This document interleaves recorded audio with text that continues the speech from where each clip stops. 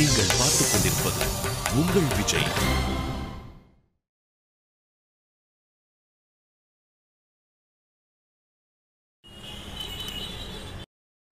Hello sir, please.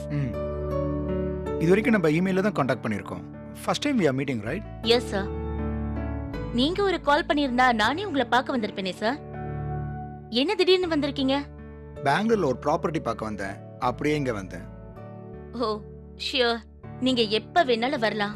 Thank you for courtesy, Susan. Project வேலைலாம் எப்படி போயிட்டு இருக்கு? ஆ, நல்லா போயிட்டு இருக்கு சதீஷ். இப்பதான் நாங்க உங்க சிஸ்டம புரிஞ்சுக்க ஆரம்பிச்சிருக்கோம். பை த வே, நீங்க இங்க என்னவா வேலை பார்க்கறீங்க சூசன்? நான் தான் டெலிவரி ஹெட் சதீஷ். இதுக்கு முன்னாடி டார்கெட் வேலையில எதுலயுமே நீங்க சம்பந்தப்படலையே. அந்த டீம் எங்க? அந்த டீம் தான் இப்போ வேலை பார்த்துட்டு இருக்காங்க சதீஷ். ப்ராஜெக்ட் வேலைன்னு ஆரம்பிச்சிட்டதுனால விஸ்வநாதனோட நேர்பார்வையில இருந்து மாத்தி என்கிட்ட ஹேண்ட் ஓவர் பண்ணிட்டாங்க. விஸ்வநாதன் எங்க? நான் அவரை தான் கேட்டேன். அவர் இல்லைன்னு சொல்லி உங்களை பார்க்க சொல்லிட்டாங்க. அது அவரு வெக்கேஷன்ல போயிருக்காரு சதீஷ். வெக்கேஷனா? நான் விஸ்வநாதன் கிட்ட பல வருஷமா வேலை பார்த்தவன். அவர் இந்த மாதிரி அன்டைமா வெக்கேஷன் போக மாட்டாரு. கிறிஸ்மஸ் வீக்ல வேலை கம்மியா இருக்கிறப்ப தானே அவர் வெக்கேஷன் போவாரு. அது அவர் வெக்கேஷனை அவர் தானே சார் டிசைட் பண்ண முடியும். அதுவும் கரெக்ட் தான். எங்க டீம்ல கூட சொல்லிட்டு இருந்தாங்க விஸ்வநாதன் சாரை பிடிக்க முடியலன்னு. அதான் அவரை நேர்ல பார்த்துட்டு போலான்னு வந்தேன். கண்டிப்பா அவர் ஊர்ல இருந்து வந்த உடனே நானே உங்களை கூப்பிட சொல்றேன் சார். இருங்க, நானே ட்ரை பண்றேன்.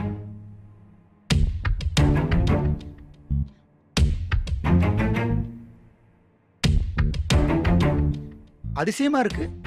போன் அடிச்சா 2 ரிங்ல எடுத்துருவாரு. இன்னைக்கு இவ்ளோ ரிங்கு போயும் எடுக்காம இருக்காரு. ஒருவேளை போன் பக்கத்துல இல்லையோ என்னவோ. இமெயில் அனுப்பியும் விஸ்வநாதன் கிட்ட இருந்து பதில் இல்லைன்னு சொல்றாங்க.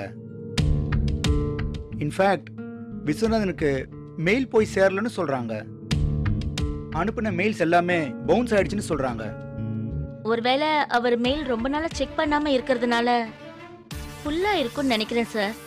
நான் எங்க இன்டர்னல் ஐடி டீம் கிட்ட சொல்லி செக் பண்ண சொல்றேன் சார். எல்லாத்துக்கும் ஒரு பதில் வச்சிருக்கீங்க சூசன். ஆனா எனக்கு என்னமோ எல்லாம் ஒரு மர்மமா இருக்கு. நீங்க சொல்ற விஷயத்துல லாஜிக் கரெக்டா இருக்கு.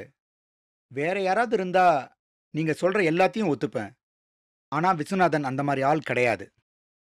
நான் அவர்கிட்ட வேலை பார்த்த காலத்திலேயே செல்போன் வச்சிருக்க கூடாது.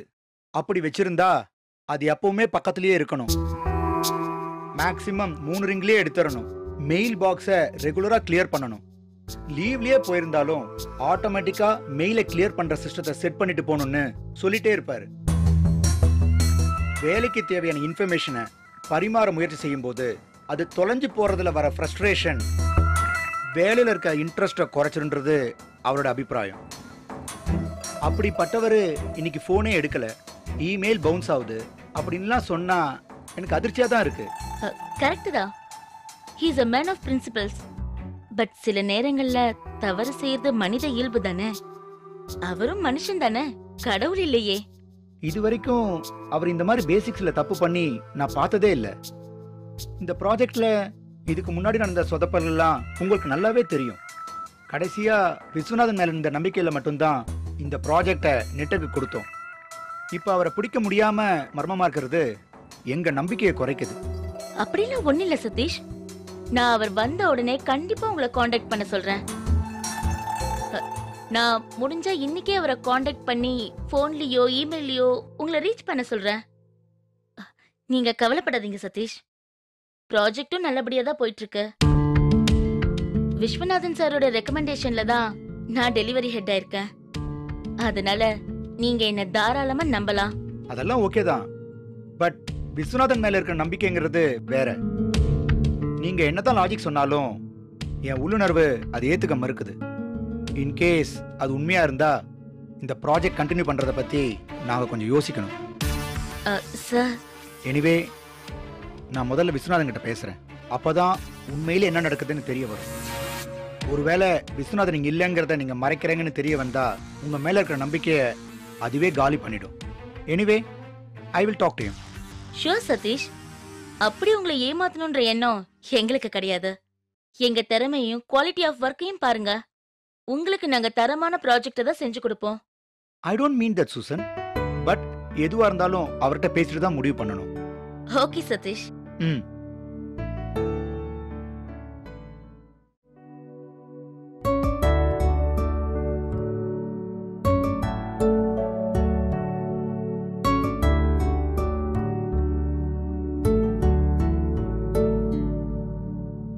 Good morning Susan.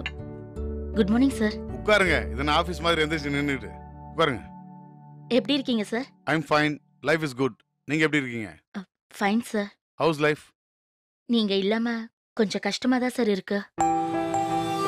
நீங்க ஆபீஸை விட்டு கிளம்புறப்போ உங்களை பார்க்க முடியாம போயிடுச்சு சார். நான் மும்பைல இருந்தேன். வந்ததும் உங்க பிளேஸ் எனக்கு ஆஃபர் பண்ணாங்க. நிறைய குழப்பத்தோட தான் நான் அதை ஒத்துக்கிட்டேன். அதுக்கப்புறம் நான் உங்களுக்கு ஃபோன் பண்ணணும்னு நினைச்சேன். ஆனா எப்படி பேசுறதுன்னு தெரியல. எப்பவுமே நீங்க தான் சார் என்னோட காட்ஃபாதர். சூசன், ஏன் இப்படி தேவையில்லாம வளைஞ்சு நெளிஞ்செல்லாம் பேசுறீங்க? இது உங்க இயல்பே இல்லையே. அது இல்ல சார். சூசன், நீங்க என்னோட team. I am always proud of you. ஒரு நல்ல லீடரா வரதுக்கான எல்லா தகுதியும் உங்ககிட்ட இருக்கு. உங்களை மாதிரியான பெண்கள் எப்பவுமே மேல வரணும்னு தான் நான் நினைச்சிருக்கேன்.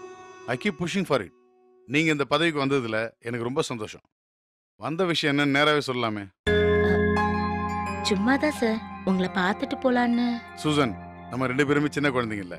முக்கியமான விஷயம் இல்லாம நீங்க என்ன பார்க்க வந்திருக்க மாட்டீங்கன்னு எனக்கு நல்லா தெரியும். என்னன்னு சொல்லுங்க.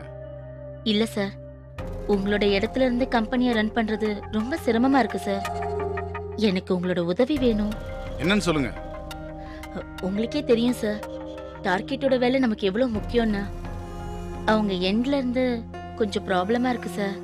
விஸ்வநாதன் சாரை நம்பி தான் இந்த ஒர்க்கை கொடுத்தோம். அவர் இல்லைன்னா இந்த ப்ராஜெக்டை கண்டினியூ பண்றது ரொம்ப கஷ்டம்னு சொல்றாங்க. நீங்க கன்வின்ஸ் பண்ண முடியலையா? இல்ல சார், அவங்க அதுல ரொம்ப ஸ்ட்ராங்கா இருக்காங்க. சோ என்கிட்ட இருந்து என்ன எதிர்பார்க்கறீங்க? நீங்க இந்த ப்ராஜெக்ட்ல நெட்டெக்குக்காக ஒரு கன்சல்டன்ட்டா ஹெல்ப் பண்ண முடியுமான்னு கொஞ்சம் யோசிச்சு சொல்லுங்க சார். இதுல யோசிக்கிறதுக்கு எதுவுமே இல்ல. நெட்டெக்கை விட்டு வெளியே வந்தது காரணம் வேற எதுவுமே இல்ல. இது முழுக்க முழுக்க இன்டெகிரிட்டி சம்பந்தப்பட்ட விஷயம். எம்ப்ளாயிஸ்க்கு கொடுத்த வாக்க கம்பெனி காப்பாத்தல. அதனால தான் நான் வெளியே வந்துட்டேன். இப்படி ஒரு கம்பெனியில திரும்பவும் நான் எப்படி ஜாயின் பண்ண முடியும்? இல்ல சார், கிளையண்ட் மீட்டிங்ஸ்க்கு மட்டும் வந்தா கூட போதும். ஒரு கிளைண்ட் எனக்காக அந்த ப்ராஜெக்ட் தராருன்னா I am responsible for the entire project. சும்மா பேருக்காக நான் மீட்டிங் மட்டும் அட்டென்ட் பண்ணிக்கிட்டு ப்ராஜெக்ட்ல வேலை செய்யாம இருக்கிறது கிளைண்ட்டை ஏமாத்துற மாதிரி ஆயிடும். இது என்னோட இன்டெகிரிட்டி சம்பந்தப்பட்ட விஷயம். இதை நான் ஒருபோதும் பண்ண முடியாது. சார், நான் சொல்றேன்னு தப்பா நினைக்காதீங்க.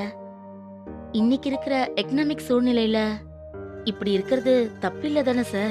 அது உங்களுக்கு உதவியா இருக்கும். எக்கனாமிக்கலா அது லாபகரமா இருந்தாலும் மொராலிட்டி படி அது பெரிய தப்பு. பணமா மாரல் வேல்யூவானா நான் எதுக்கு ப்ரிஃபரன்ஸ் கொடுப்பேன்னு உங்களுக்கே தெரியும். I am a man of principles. அதை விட்டு கொடுத்துட்டா அது நானே இல்லை. இன்னொரு முக்கியமான விஷயம் இருக்கு. நியாயமா இருக்கிறதுனால வாழ்க்கையில கஷ்டப்படணுங்கிற அவசியம் இல்லை. ஆரம்பத்துல இருந்தே நான் நியாயமா சம்பாரிச்ச பணத்தை சரியா அங்கங்க இன்வெஸ்ட் பண்ணி வச்சிருக்கேன். பின்னாடி இந்த மாதிரி ஒரு சூழ்நிலை வரும்போது எக்கனாமிக்கலா கஷ்டப்படக்கூடாதுன்னு யோசிச்சு அப்பவே பிளான் பண்ணி இன்வெஸ்ட் பண்ணி வச்சிட்டேன். என்கிட்ட போதுமான அளவுக்கு பணம் இருக்கு. பணத்துக்காக நான் எனக்கு பிடிக்காத விஷயத்த பண்ண வேண்டிய அவசியம் இல்லை. தப்பா எடுத்துக்காதீங்க சார். ஒரு உதவியா இத பண்ணக்கூடாதா?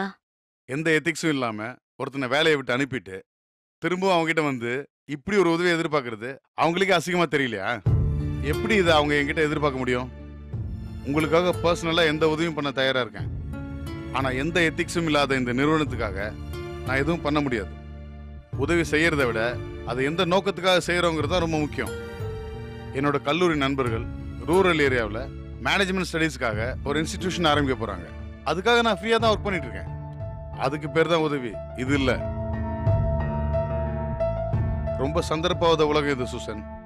2 விஷயங்களை எப்பவுமே கவனிச்சுக்கிட்டே இருக்கணும். ஒன்று, நமக்கு யாரால பிரச்சனை வரும்ன்றது. இன்னொன்று, என்னெல்லாம் ஆப்பர்ச்சுனிட்டிஸ் இருக்கு அதை எப்படிலாம் பயன்படுத்திக்கலான்னு. அது சில சமயங்களில் அடிச்சு பிடுங்கும். முடியாதப்ப காலில் விழுந்து கெஞ்சி காரியத்தை சாதிச்சுக்கும். இப்படி லைஃப்ல எந்த மாரலும் இல்லாம வாழ்ற வாழ்க்கை ஒரு கட்டத்துல ரொம்ப நரகமாயிடும். என்ன வேணாலும் பண்ணலாங்கிற வாழ்க்கை ஆரம்பத்துல ரொம்ப சுகமா இருக்கும். போக போக அது உங்களை குற்ற உணர்ச்சியில் தள்ளிடும். இப்படிதான் வாழணும்னு பிரின்சிபலோட வாழ்ற வாழ்க்கை ஆரம்பத்துல கஷ்டமா இருக்கும். ஆனா அதுதான் நிரந்தர சந்தோஷத்தையும் நிம்மதியும் தரும். எல்லாத்தையுமே நம்ம அனுபவிச்சு தான் கத்துக்கணும்னா அதுக்கு ஒரு வாழ்க்கை போதாது. மற்றவங்களோட அனுபவத்திலேருந்து நம்ம பாடம் கற்றுக்கணும். I think I made my point clear. Yes sir. அப்போ நான் கிளம்பட்டுமா? ஜிஜி, சூசன் கிளம்புறாங்க. கமிங் டாடா. உங்களை பத்தி நிறைய சொல்லிருக்காரு. Really nice meeting you. Thank you. இது உங்க வீடு மாதிரி நினைச்சுக்கோங்க. எப்போ வேணாலும் வரலாம். Thanks to ma'am. ஒரு சின்ன கிஃப்ட், பெருசா ஒண்ணும் இல்ல. ஒரு கலதாரி சாரி இருக்கு, அவ்வளவுதான். உங்களை மைண்ட்ல வச்சுட்டு தான் வாங்கினேன். ஒரு ஹவுஸ் பார்ட்டி ஆர்கனைஸ் பண்ணலாம்னு இருந்தோம். அப்போ குடுக்கலாம்னு வாங்கினது. பிடிக்கும்னு நினைக்கிறேன். Thanks ma'am. வரேன் சார். Okay Susan. வரேன் மேம்.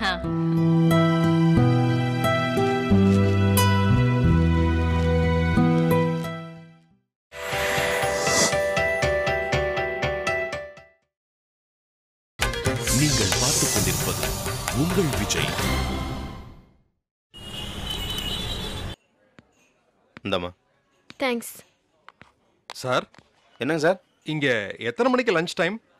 1:30 மணிக்கு சார். எதுக்கு கேட்குறீங்க?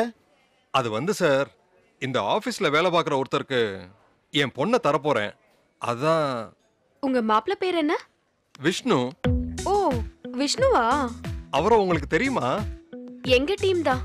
நல்லதா போச்சுமா. யாருக்கிட்ட விசாரிக்கிறதுன்னு தெரியாம முழிச்சுக்கிட்டு இருந்தேன். நல்ல வேலை, சாமியா பார்த்து உங்களை அனுப்பிச்சிருக்கு. இன்னும் கொஞ்ச நேரத்துல தெரியும் அது சாமியா இல்ல சைத்தானான்னு. சொல்லுமா.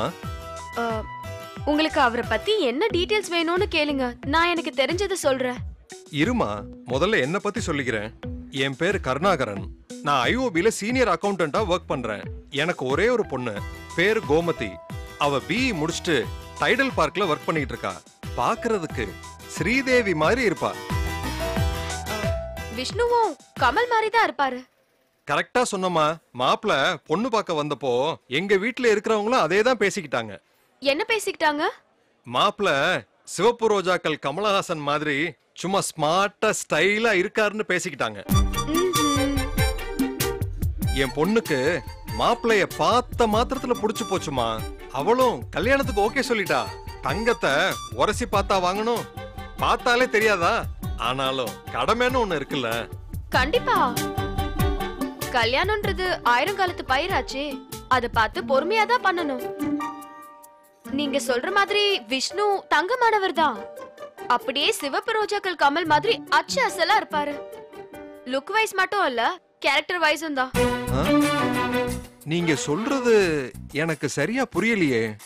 போக போக புரிஞ்சிரும். நீங்க ஏதோ பொடி வச்சு பேசுற மாதிரியே இருக்கே. நான் பொடி வைக்கல, உனக்கு வெடி வைக்கிறேன். எவ்ளோ தைரியம் இருந்தா விஷ்ணுவை பத்தி என்கிட்டயே விசாரிப்ப. உன் பொண்ணை விஷ்ணுக்கு எப்படி கட்டி வைக்கிறேன்னு நான் பாக்குறேன். என்ன யோசிக்கிறீங்க? விஷ்ணு பாக்குறதுக்கு நல்லவன் தான், ஆனா பழகுறதுக்கு தான். என்ன சொல்றீங்க?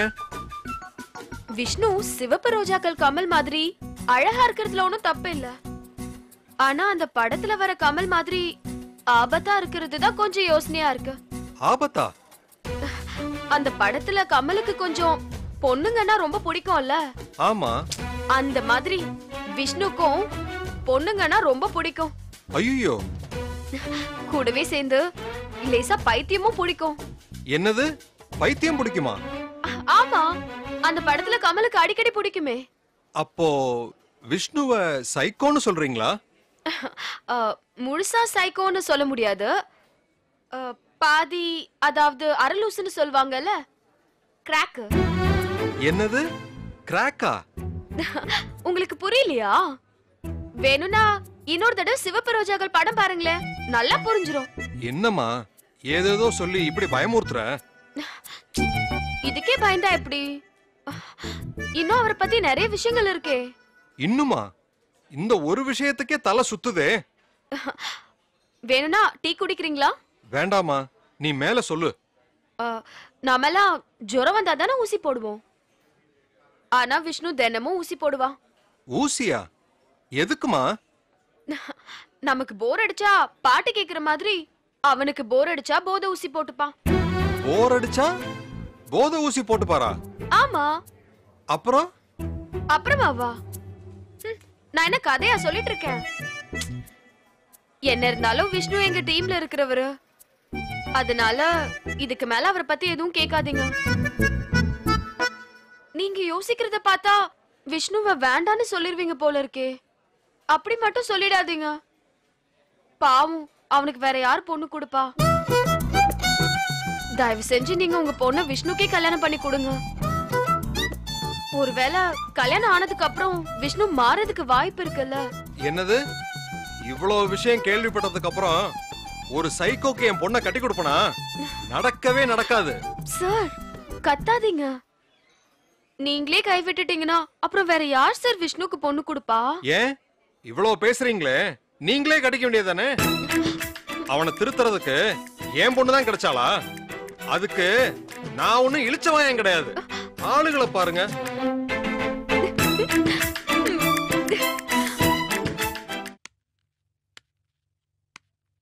என்ன கார்த்தி, தனியா நிக்கிற? நான் ஒன்றும் தனியாலாம் நிக்கலைங்க, நீங்க தான் தனியா நிக்கிறீங்க. என்ன உளர்ற? நான் ஒன்றும் உளரல சூசன், உண்மையதான் சொல்றேன். உங்களுக்கு பயம் வந்துருச்சு, அது உங்க முகத்துல நல்லாவே தெரியுது. புரியல. போக போக எல்லாம் தானா புரியும். பதவின்றது சுகம் கிடையாது, சொம தூக்க பலம் இல்லாதவங்களாம் பதவியில் இருக்க முடியாது. நீங்க விஸ்வநாதன் சார் சீட்ல உட்காரணும்னு ஆசைப்பட்டு தானே விஸ்வநாதன் சாருக்கு எதிராக போனீங்க.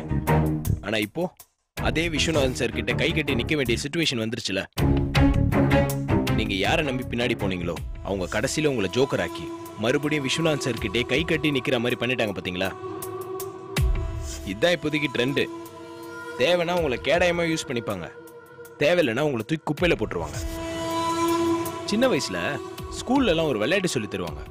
ஒருத்த இடுப்புல பலூனை கட்டிக்கிட்டு அவனை மத்தவங்க இடுப்புல இருக்கிற பலூன் எல்லாம் உடைக்க சொல்லுவாங்க. அவனும் மத்தவங்க இடுப்புல இருக்கிற பலூன் எல்லாம் உடைக்க ட்ரை பண்ணுவான். கடைசியில அவனோட பலூனை ஒருத்தன் உடைச்சிருவான். அந்த மாதிரி ஆயிடுச்சு உங்க கதை.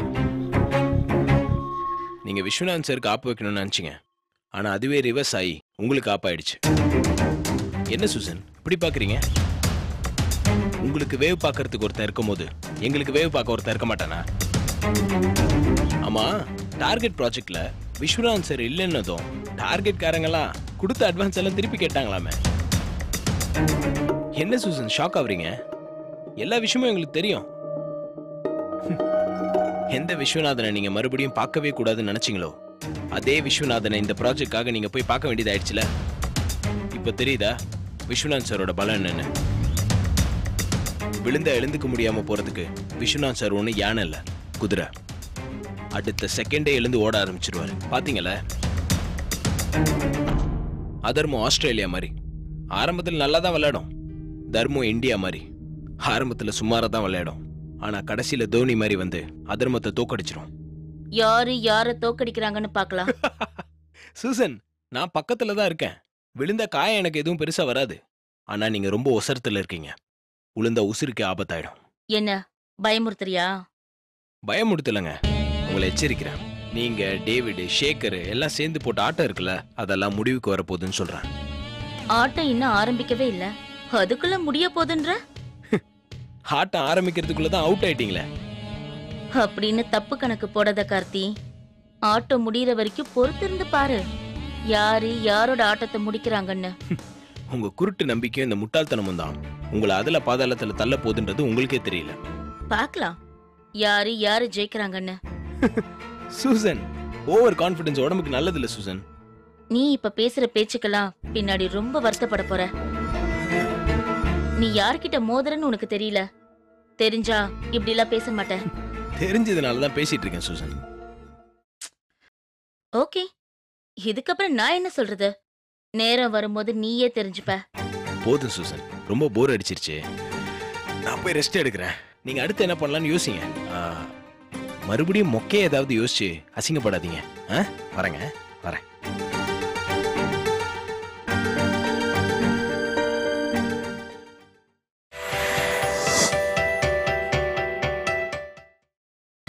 நீங்கள் பார்த்துக் கொண்டிருப்பது உங்கள் விஜய். ஓகே ஓகே, அப்புறம் மெசேஜ் பண்ணுங்க. பை. யார் விஷ்ணு? உலக அழகிகள் தான் ஆண்டி. இந்த மேட்ரிமோனியில போட்டோ போட்டதுல இருந்து இந்த பொண்ணுங்க தொல்லை தாங்க முடியல ஆண்டி. ஆண்டி, என்ன ஆண்டி சத்தம்? அதை விட விஷ்ணு, அது ஸ்டமக் பர்னிங் சவுண்ட். யாருக்கு? எனக்கா? இவனுக்கு பொண்ணுங்க ஃபோன் பண்றாங்கன்னு நான் வயிறேறிடனா? நான் அப்படிலாம் சொல்லியேடி. அம்மா எனக்கு எல்லாம் தெரியுமா. ஏ லட்சுமி, என்ன போய் தப்பா நினைக்கிற? நீ கொஞ்ச நேரம் பேசாம இருக்கியா? எனக்கு டென்ஷன் ஆகுது. நான் உன்கிட்ட பேசல. உனக்கு கேட்க பிடிக்கலன்னா நீ காதை பத்திக்கோ. நீ சொல்லு விஷ்ணு. அது ஒண்ணு இல்ல ஆண்டி. நேத்து ஐஸ்வர்யா பச்சன் ஃபோன் பண்ணி ஒரே ஃபீலிங்ஸ் ஆண்டி. ஐயோ, என்னவா உங்களுக்கு? இப்படி ஒரு பையன் இருக்கான்னு தெரிஞ்சிருந்தா நான் அவசரப்பட்டு அபிஷேக் பச்சன் கல்யாணம் பண்ணிட மாட்டேன்னு ஃபீல் பண்றாங்க ஆண்டி. இது அமிதாப் பச்சனுக்கு தெரியுமா? அவனும் கொட்டிக்கிட்டு இருக்கான், நீயும் ஆமா ஆமான்னு தலையாட்டிட்டு இருக்க. ஹே, இது பொய்ன்னு எனக்கு தெரியாதா? நாங்க ஏதோ சும்மா விளையாட்டுக்கு பேசிட்டு இருக்கோம். நீ ஏன் பதட்டமாகற? நான் ஏன் பதட்டமாகறேன்? இன்னைக்குன்னு பார்த்து இந்த டாக்டர் வேற வராம லேட் பண்றாங்க. ஆண்டி, ஆலியா பட்டுக்கு நான் ஃப்ரெண்ட் ரிக்வெஸ்ட் கொடுத்தேன். நான் சிங்கிள் தெரிஞ்சதும் டப்புன்னு அக்செப்ட் பண்ணிட்டாங்க. ஓ ரியலி? ஆமா ஆண்டி. ஐயோ தாங்க முடியல. என்ன லட்சுமி சொன்ன? ஒண்ணும் இல்ல, நீங்க பேசுங்க. பாகிஸ்தான்ல ஒசாமா கூப்பிட்டாக, அமெரிக்கால ஒபாமா கூப்பிட்டாக, நான் அவன் தான் புழுகுறானா? நீயும் சந்தோஷமா தலையாட்டிட்டே கேளு. ஆண்டி, இது வரைக்கும் நான் பேசுறத நீங்க சும்மா கேட்டுட்டு தான் இருந்தீங்க. ஆனா இப்ப நான் பண்ண போறத பார்த்து நீங்க தலையாட்ட போறீங்க. அத பார்த்து பல பேர் பொறாம பட போறாங்க.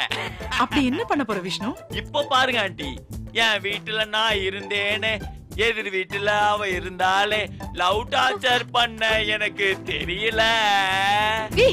இது ஹாஸ்பிடல். ஏய், யாருமே கண்டுக்கல, நீ எதுக்கு இப்ப டென்ஷன் ஆகுற? ஆனாலும் அவளை மறக்க முடியல. சூப்பர் விஷ்ணு, பாட்டை மாத்து. ஆண்டி, ஆனதான் உன்னால மாத்த முடியல, பாட்டையாவது மாத்து. ஓ அப்படி சொல்றீங்களா? பராயோ வான்மதி தாராயோ நிம்மதி. ஓ அப்படியா? அப்படிதான் ஆண்டி, இது மெலோடி ஸ்டைல். சரி, நெக்ஸ்ட். நெக்ஸ்ட். உனக்காக பிறந்தேனே கருப்பழகி,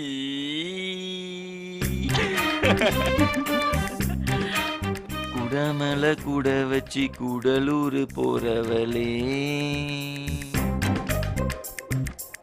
உன் கூட கொஞ்சம் நானு வர கூட்டிக்கிட்டு போனா என்ன? ஒத்தையில நீயும் போனா அது நியாயமா? உன்னோடனே நானும் வர ஒரு வாரமா? நீ வாயேன்னு சொன்னாலே வாழ்வேனே ஆதாரமா? ரத்தம் எங்க? அம்மா மூக்குல. Aunty, blood. Aunty, nurse. அம்மா, அம்மா, நர்ஸ், டாக்டர் கூப்பிடுங்க. அம்மா, விஷ்ணு.